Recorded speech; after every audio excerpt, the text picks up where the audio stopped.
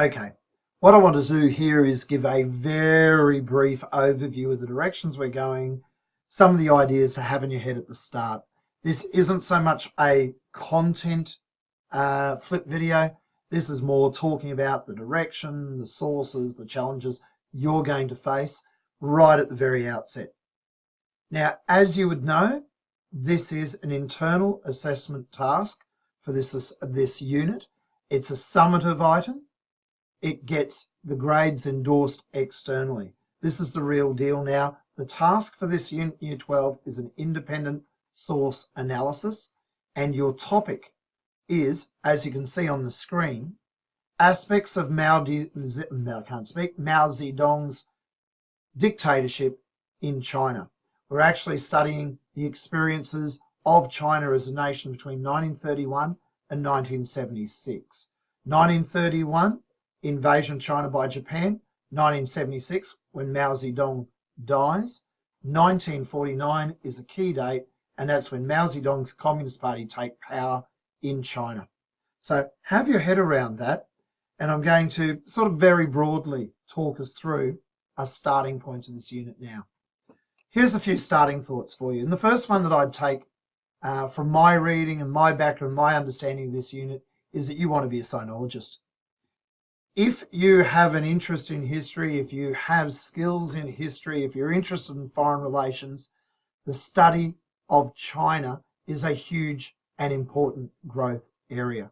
Sino, sometimes Americans say Sino, but Sino is more common. Sino is the prefix that relates to China. So, for example, the Sino-Japanese War is a war between China and Japan. Sino representing China. So a sinologist, sinology, the study of people who study China. If you can break into that space, I think you've got a very, very amazing future in front of you, because China is enormously important. It is considered the world's second placed superpower after the United States. It is a huge trading partner of Australia. If we've got a huge cultural and military alliance with the United States, China is our largest trading partner. China is a nation state that is on the rise, whereas some people are arguing the United States as a superpower is in decline. So China, enormously important. Be a sinologist. If you can get good at understanding modern China, you'll have a job for the future for sure.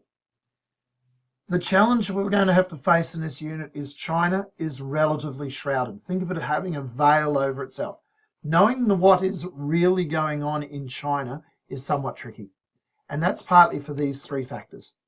Firstly, historically, China has been isolated in Asia at a time when there weren't the kind of communications we have to this day, and that there was a sense that real history happened in Europe primarily, then the Americas. There's this Western view of the world that leaves out what was sometimes called the Orient, which means the East. There's a focus on the Occident, the West, and ignoring the Orient. There was a sense that China didn't matter.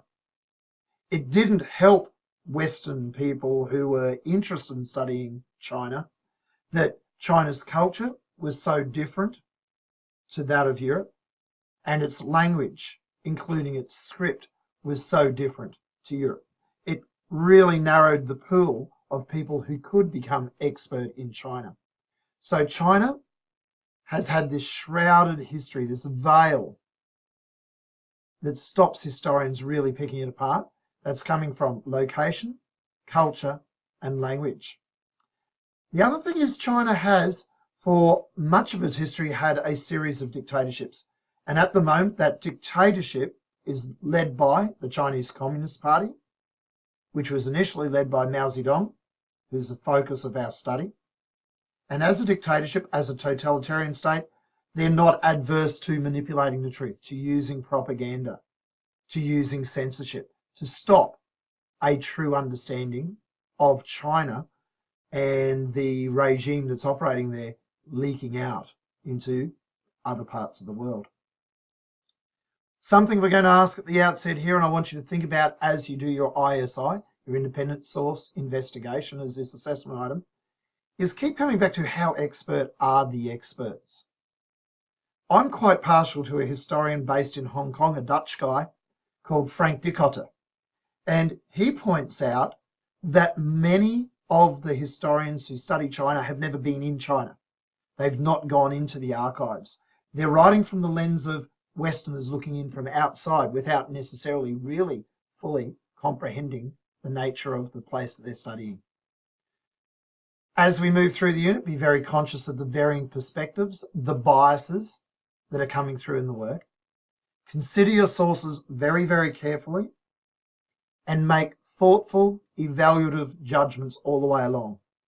Really important, this unit. It's the perfect unit for us to use as an ISI. There's so much to muck around with in the source material alone.